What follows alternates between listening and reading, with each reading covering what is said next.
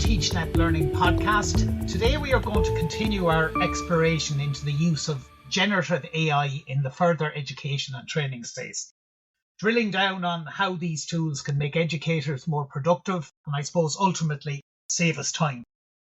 I'm Pat Brennan and I'm delighted to be joined today by Ashley Stevens and Emma Doyle from Kildare Wicklow, ETB. Ashley is Professional Development and Research Projects Coordinator and Emma teaches Design, ICT and Sustainable Development in West Wicklow Youth Reach. Welcome to the TeachNet Podcast. Thank you so much for having us on board from Kildare and Wicklow here. It's always a pleasure to join yourself, Michael, and all at H2. And this is a particularly exciting area for us. Whilst AI can be all bells and whistles, I think there's practical angles we can come at as well. So thank you for having us. The pleasure is ours, Ashley. And what I might do is just to get the ball rolling, you might tell us a little bit about yourself, your teaching background and your career to date.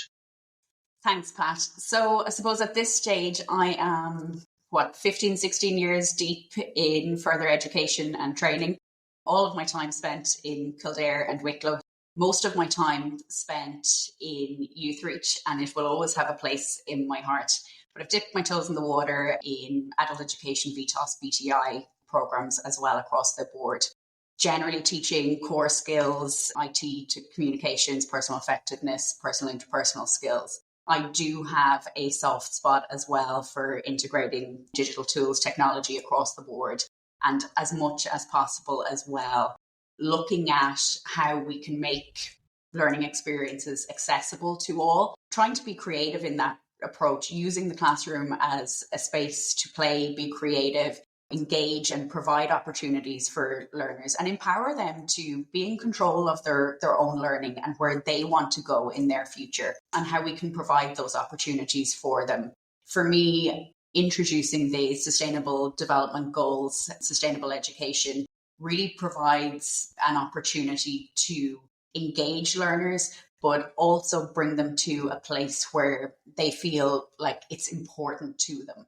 And there's huge opportunities, particularly in the further education and training space, to provide those opportunities to develop transversal skills, integrate technologies, and use the tools that we have at our fingertips to enhance those learning experiences. That's key, Ashley. I might, circle back on that at a later point. It's using the stuff we already have. But Emma, you might tell us in a nutshell the skinny on your own career. So my background, I've been first of all, lifelong learner through the FET system myself as a student for many, many years. But then I've been working mainly in the Youth Reach setting for the last 6, almost 7 years at this point. I've delivered many, many different courses under many different levels, many different situations. But my kind of core thread that runs through a lot of my practice is technology. I absolutely love technology. I love the boundaries that it can break down. I love the connections it can make. I think it really brought home during times like COVID lockdowns when we were completely separated, how we still had this amazing capacity to bridge those distances and really keep delivering things to a very high level and to take away the isolation of education in general. It doesn't even have to be in that kind of situation. I think a lot of the time, both educators and learners can feel an isolation in their setting and in their journey. And I think that technology is a really very, very powerful asset in addressing that. So that's something that feeds through all of my practice.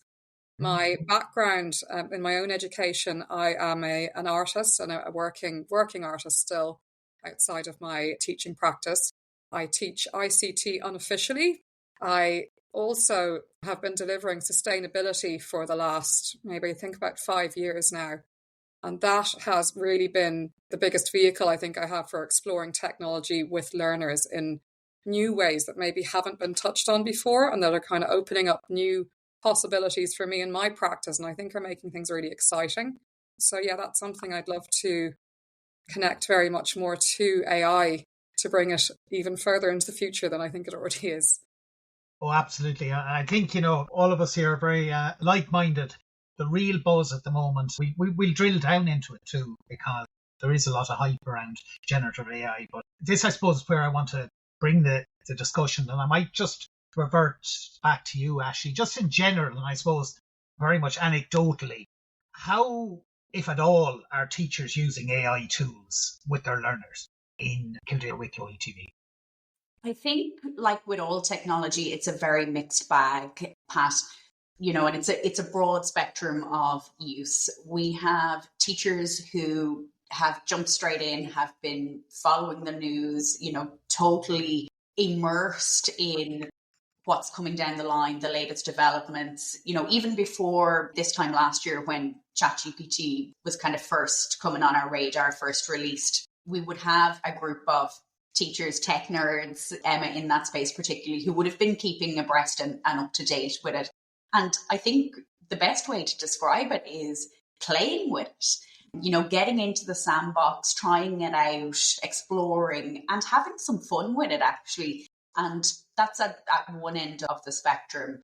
We would have staff in the middle who are aware, who may be kind of, I suppose, playing with some of the basic functionality that's in the tools that we already use, that's there in front of us. And then, like with everything, we would have some who, if you were to ask them today, what are you doing with AI? They may not know what you're talking about or what it is, or kind of should they know more about it. So there's a very much mixed bag. Nobody feels that they're an expert in this space because it's so new, it's moving so quickly. And there is a fear around it as well. From my perspective, particularly in learning and development, it's really important that as an organisation we support that fear and allow our teachers the space and time to play with those tools and to get to grips with them while breaking down the fear that is there.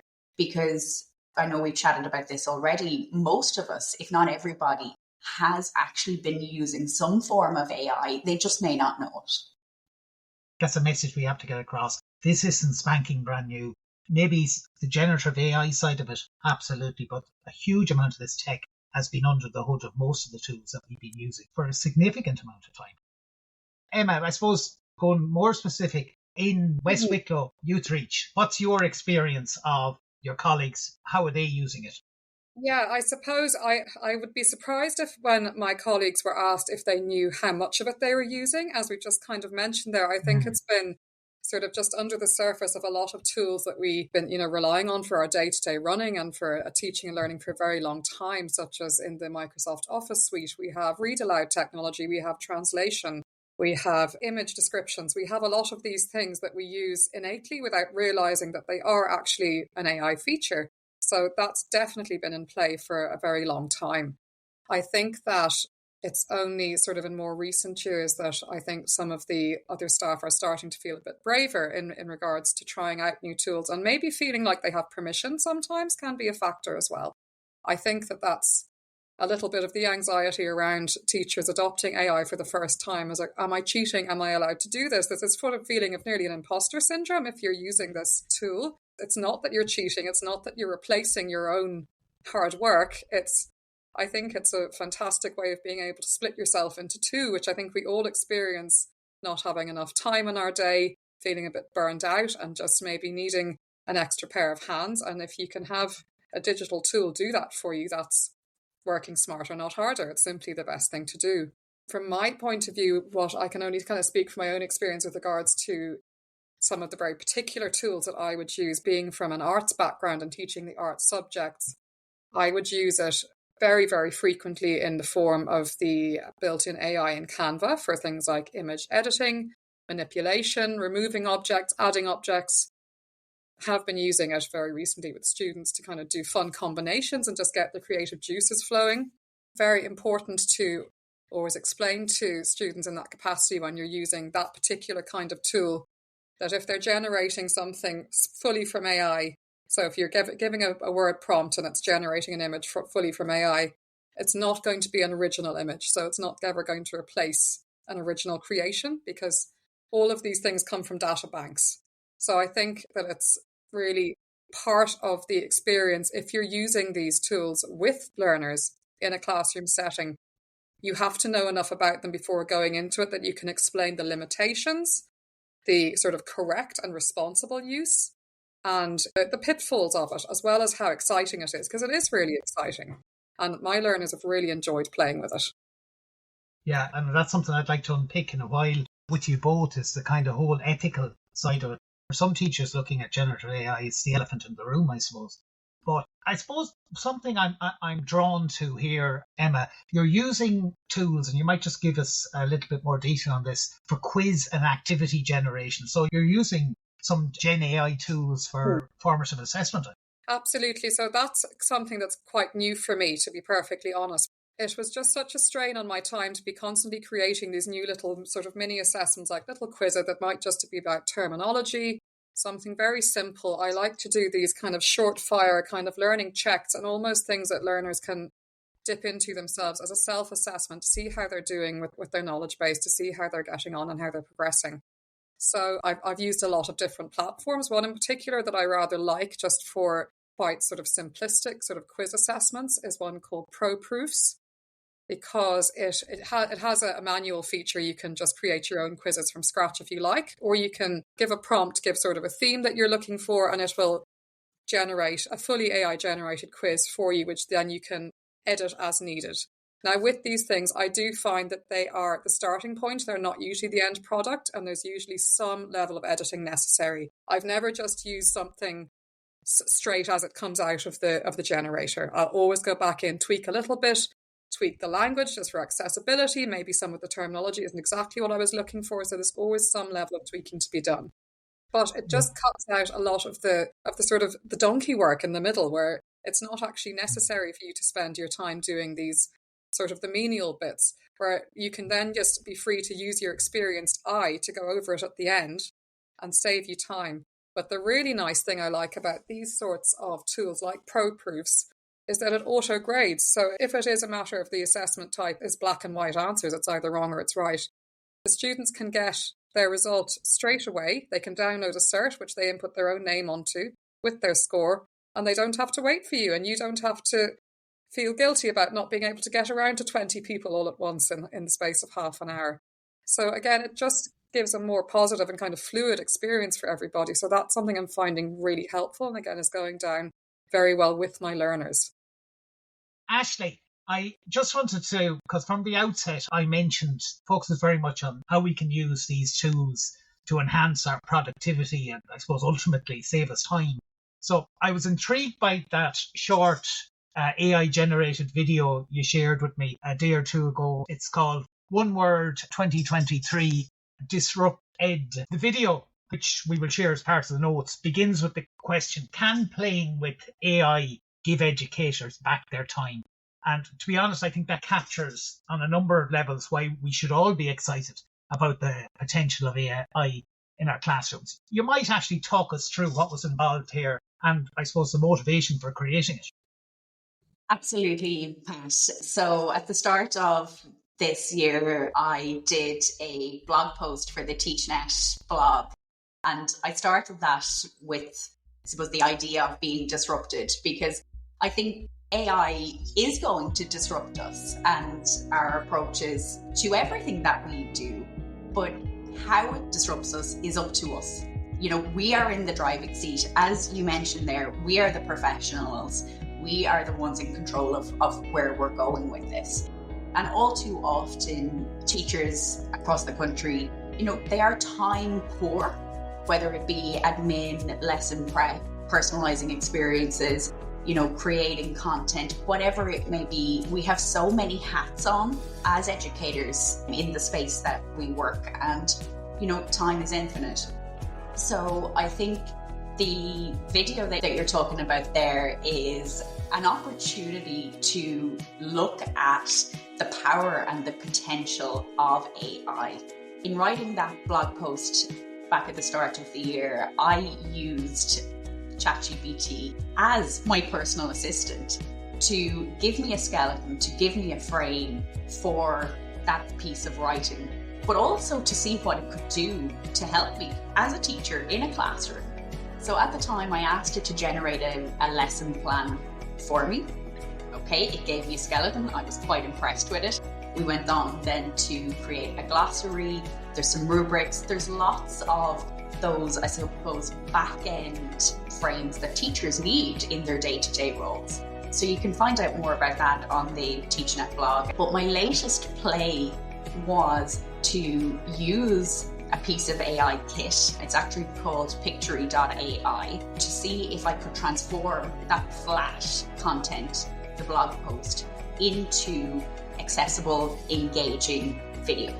And 25 minutes flat, end to end, from popping the URL for the blog post into the software, it generated a piece of video content for me. Now, again, I made a couple of tweaks in there, but it was very easy to use, very accessible. Music, video pieces, graphics. So it just shows the potential of transforming that flat text in the blog post into an experience for learners to engage with. There's two things here. First of all, it's taking a flat post and creating this, and people will see it for themselves how this particular tool that you're talking about here has generated this video that brings it to life, I suppose.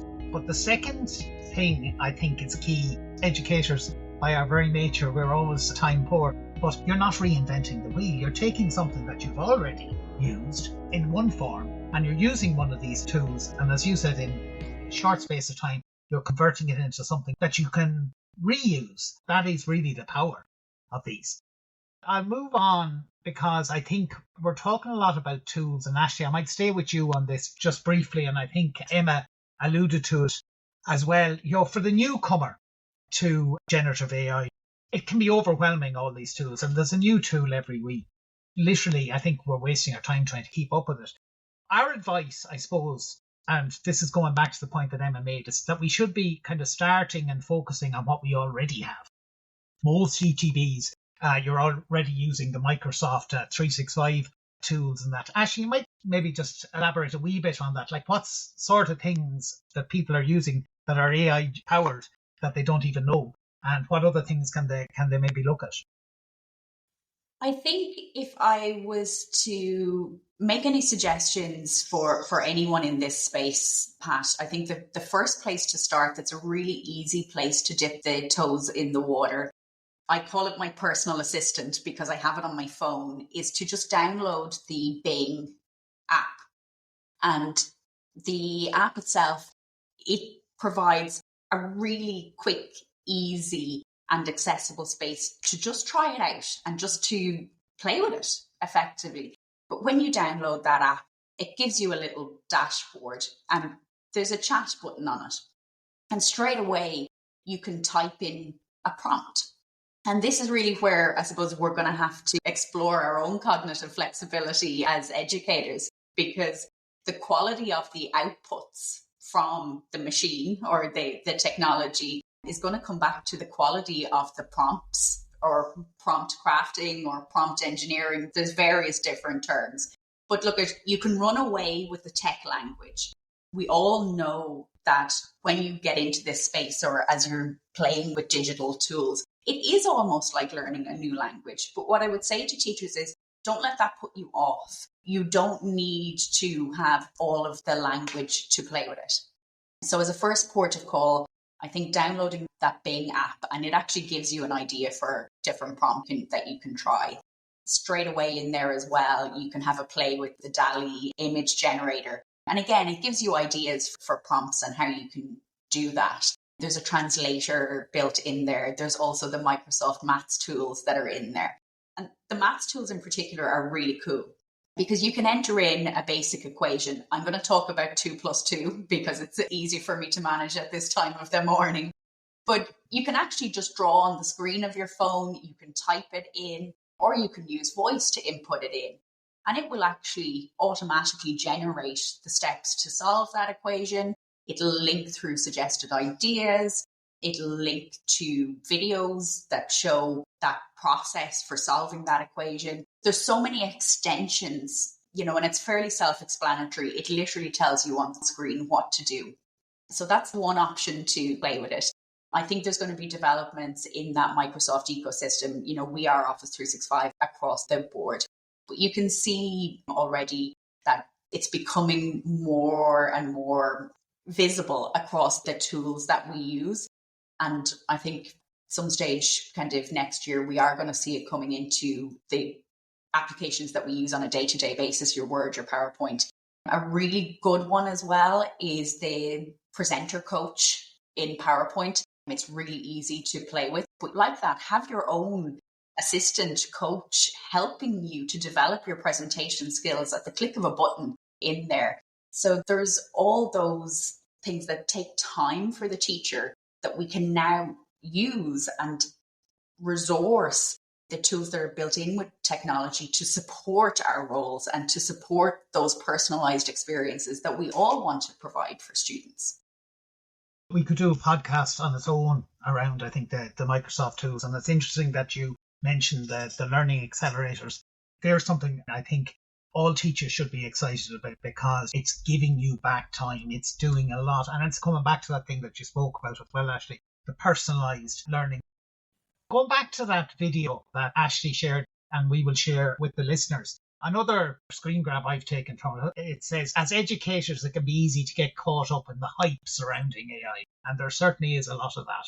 And feel overwhelmed or terrified by the potential changes it may bring to our role as teachers. It's changing education. It's back to that phrase of yours, Ashley, about disrupted. Among all this hype, there's been a lot written, and I think understandably, about the clear and present danger posed by over-reliance on AI tools, particularly, I suppose, when it comes to validity, balance of the content generated. And indeed, as some would see it, the existential threat it poses to assessment practices. Very quickly, Ashley, what's your take on these, and are there other concerns we should be addressing as well? Absolutely, Pat. Like with everything, I think it's critically important that as a profession, we lead out and model responsible use of AI. And for me, we have a responsibility to be transparent and to use it ethically and to acknowledge it and credit it. And I think this is something that we do when we use resources or when we collaborate on different pieces of work. We need to model the use of that appropriately to make sure that we do that so that our students see us doing that as well, so that we do use it ethically and that it is referenced, it's resourced, and that we're open about it. And I think that's going to be critically important as we move into this space and start to leverage it more to assist us or as our personal assistant. And I think it's okay to use it to learn together with students as well and to be open and model that learning experience. And I think that in itself adds value to that whole learning journey that you have when you build relationships with students. Before we wrap up on that as well, Pat, I have a little surprise for you that I sent over to you in your email there. So you should have just received 2 images. And this touches on the ethical use and the considerations for me as well. Just draws it kind of nicely to an end for us, I think. Last night I had a play with the DALL-E 3 image generator within that Bing Chat AI app that I was talking about. And I prompted it to draw me a picture of a teacher called Pat. And the prompt that I used was, draw a picture of a teacher called Pat using Bing Chat for the first time and surprise me with their facial expression. It generated me a lovely image, as you will see over on your side. But then I also used the same prompt using the name Michael. I'm sharing the 2 pictures to demonstrate that actually AI has now gotten to a place that, just like with human intelligence, AI can also have cognitive bias. And you'll see that when you look at the 2 pictures, because the characteristics of the avatars in the cartoon drawings, they're different based just alone on a human name. And I think that shows where we're going with this. But also as professionals, we need to be mindful that those cognitive biases can creep in dependent on what we feed it. So we do need to, I suppose, carefully sift through the outputs that we receive. And then if you flip that, it can also identify cognitive bias for you if you feed in a prompt that you'd like to check. But all in all, I think it's a very exciting space. I think it can really help us and support us. I also think that we can use our roles and our professional space to actually bring down the level of hype and treat it for what it is. It is a machine. It is an intelligence language model that's developed from content from various places. But my advice to teachers across the board is, if you haven't had a play, feel the fear, dip the toes in the water and give it a go. Emma, I'll give you the last word. Just want to thank you both for a really interesting conversation this morning. Much as I call myself a tech nerd, I still feel like I'm very new to this area, but I'm just so excited by the possibilities it's opening up. Nothing that I find that you get from AI is going to be original. It's not going to replace the skilled and sensitive eye and ear and thoughts of an educator. So I do think it is a tool, it's a support, but it's something that's really exciting. It's something that has an imagination in some capacity. So it can really freshen and liven and just add that excitement back into what might be kind of getting into a bit of a rut of a class, of a teaching plan, of a lesson you're trying to develop. Use the tool. These tools are there to support us, not to threaten us. But the most important thing is to treat it as play before you treat it as a product. I think that's a great place to leave it. Just to say again, a huge thank you to you both for the time you've taken today. It's been really informative, but also it's practical. The message I'm taking from this is go and play with these tools. Thank you so much, Pat. It was a pleasure. Thank you both.